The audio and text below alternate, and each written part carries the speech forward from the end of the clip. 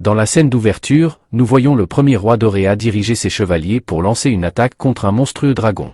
Ils atteignent l'intérieur de la grotte du dragon, mais sont bientôt maîtrisés par la bête. La redoutable créature tue tous les hommes les uns après les autres, laissant le roi à la merci du dragon.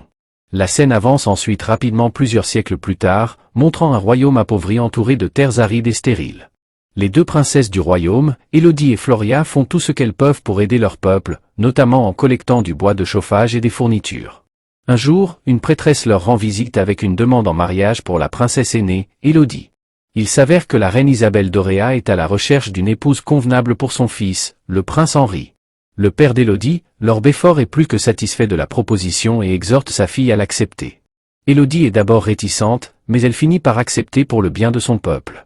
Le lendemain, la famille de 4 personnes se rend au royaume d'Auréa afin de discuter davantage du mariage. Après plusieurs heures de voyage, ils arrivent enfin à destination. La famille est émerveillée par l'ambiance du royaume, puisque le château est entouré d'une vue imprenable sur la verdure. À leur arrivée, ils sont accueillis par un garde du palais, qui les conduit dans leur chambre. Il leur est demandé d'attendre un peu, car la famille royale est en pleine prière. En attendant dans sa somptueuse chambre, Élodie remarque une autre femme depuis le balcon, et les deux échangent simplement des sourires. Le lendemain matin, Élodie est présentée devant la reine Isabelle et le prince Henri. Après une brève introduction, la reine et Lord Belfort partent en conférence privée, tandis qu'Élodie et Henri restent seuls pour faire connaissance. Élodie entame la conversation en lui demandant s'il est content du mariage, ce qu'il affirme. Lorsqu'il lui pose des questions, elle lui dit la vérité, elle a accepté pour le bien du peuple de son royaume. Au fur et à mesure qu'ils continuent de converser, ils se lient rapidement sur certains désirs communs comme voyager à travers le monde. Ils partent bientôt faire une balade à cheval et Henri lui montre de magnifiques paysages à travers le royaume. Pendant ce temps, Lord Belfort sort de la pièce après une conversation privée, mais il a maintenant une expression tendue sur le visage.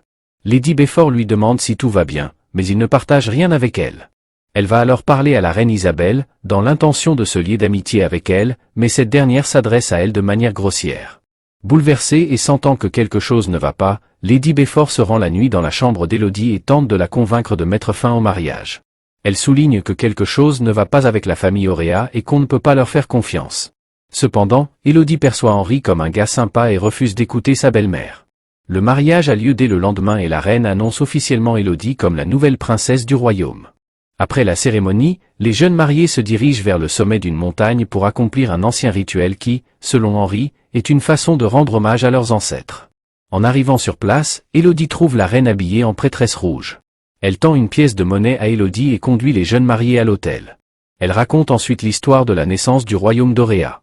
Lorsque leurs ancêtres sont arrivés ici, ils ont découvert qu'une créature monstrueuse habitait également la terre. La créature, assoiffée de sang, a détruit tout le village, alors le roi a rassemblé ses soldats pour venger son peuple. Cependant, ils ne purent résister à la bête et le roi dut sacrifier ses 3 filles pour la paix dans le royaume. Depuis lors, ce rituel est pratiqué pour assurer la paix et la sécurité à l'avenir. Isabelle coupe alors les paumes des jeunes mariés et les maintient ensemble, annonçant Élodie comme étant de sang royal. Pour terminer la cérémonie, Élodie jette la pièce précédente dans le gouffre. Suite à cela, Henri la porte dans un style nuptial et commence à marcher vers la sortie. Mais alors qu'il traverse le chemin étroit, il jette inopinément Élodie dans le gouffre, la faisant tomber dans plusieurs branches d'arbres avant de toucher la surface. Au bout d'un moment, elle reprend conscience et se retrouve dans une grotte sombre et profonde. Elle remarque bientôt plusieurs bijoux et vêtements appartenant à d'autres princesses, ce qui lui fait comprendre qu'elle fait aussi partie des sacrifices comme elle. Peu de temps après, elle entend un bruit flottant à proximité et se dirige vers celui-ci. Élodie trouve un petit oiseau pris en feu et décide de l'aider. À ce moment-là, une immense volée d'oiseaux fougueux la survole et elle est bientôt approchée par le monstrueux dragon. La bête dit sentir l'odeur du sang royal venant d'Élodie, faisant comprendre à cette dernière que c'est le sang d'Henri mêlé à elle. Le dragon lance alors son feu vers Élodie, la poussant à s'enfuir désespérément pour sauver sa vie. Lors de sa fuite, elle tombe sur le cadavre de la même femme avec qui elle a échangé des sourires plus tôt, indiquant qu'elle faisait également partie des victimes. Cependant, Élodie n'a pas le temps de réagir et continue de s'enfoncer plus profondément dans la grotte. Elle parvient d'une manière ou d'une autre à distancer la flamme du dragon en grimpant dans un petit trou, mais se brûle malheureusement la jambe en même temps. Malgré la douleur atroce, Élodie panse sa blessure avec un morceau de son tissu et utilise un accessoire comme lampe pour retrouver la sortie. Elle rampe sur un chemin étroit et se retrouve dans une grotte éclairée remplie de limaces rougeoyantes. Elle s'en approche lentement, mais elle est arrêtée par un gouffre profond entre les deux. Dans un geste courageux, Élodie fait un grand saut de l'autre côté. Elle parvient à l'atteindre, mais la surface inclinée et glissante la fait glisser lentement. Heureusement, l'accessoire de sa robe reste coincé entre les pierres, l'empêchant de tomber. Elle utilise ensuite un objet pointu de son corset pour grimper. Après cela, Élodie rassemble une poignée de limaces lumineuses et s'en sert comme source de lumière pour continuer son chemin. Elle tombe bientôt sur une flaque d'eau et commence à la boire, mais découvre qu'elle est sale. Afin d'étancher sa soif, Élodie se met alors à récupérer les gouttelettes d'eau qui tombent des éclats de glace au-dessus.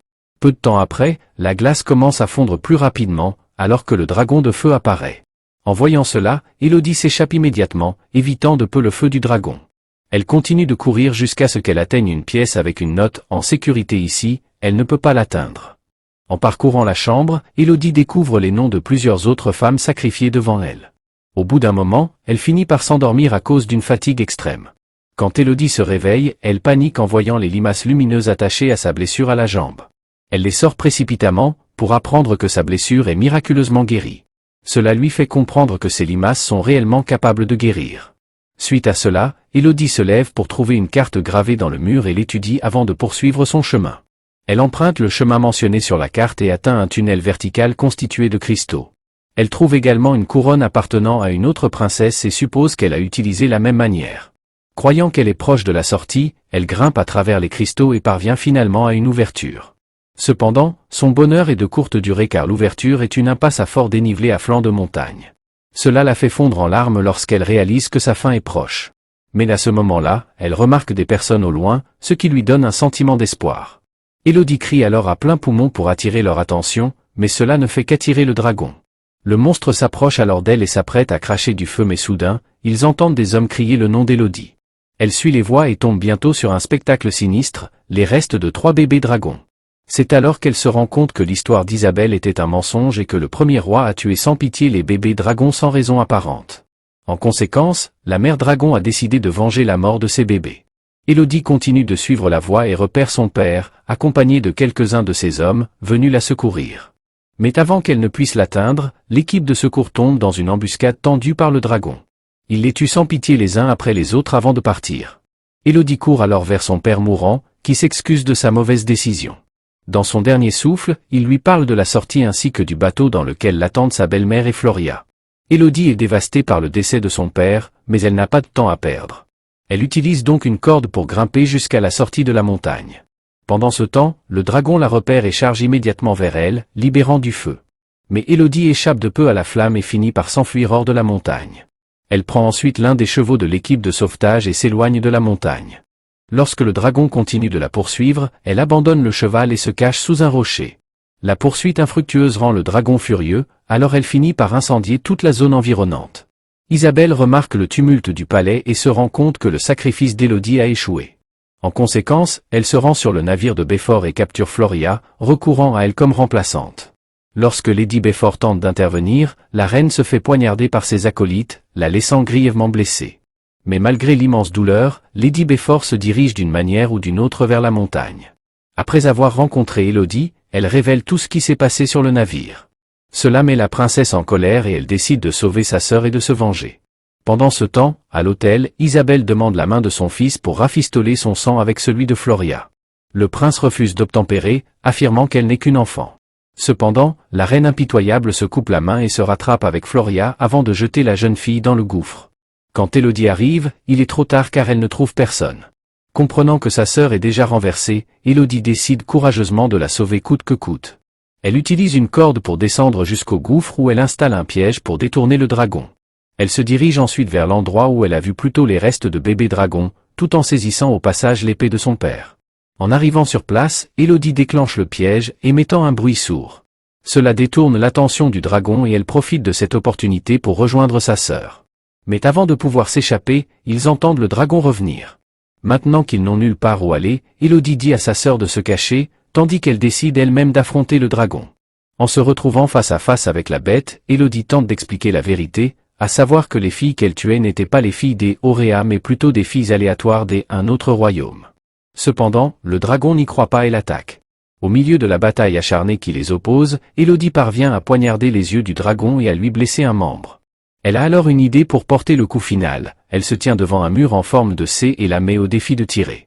Pendant que le dragon le fait, la flamme frappe le mur et revient en arrière, finissant par se brûler. Maintenant que la bête est abattue, Élodie révèle une coupure sur sa paume et explique comment ils ont été rendus royaux. Cela fait finalement comprendre au dragon qu'elle a été trompée, alors elle demande à en finir. Cependant, Élodie n'est pas cruelle comme Isabelle et ne veut pas faire de mal à la créature. Au lieu de cela, elle guérit ses blessures à l'aide de limaces rougeoyantes. Par la suite, Élodie retourne au palais pour annuler le troisième mariage et empêcher les méchants membres de la famille royale de sacrifier une autre femme innocente. Après avoir dénoncé la trahison des Auréens, elle conseille à la nouvelle épouse et à sa famille de fuir.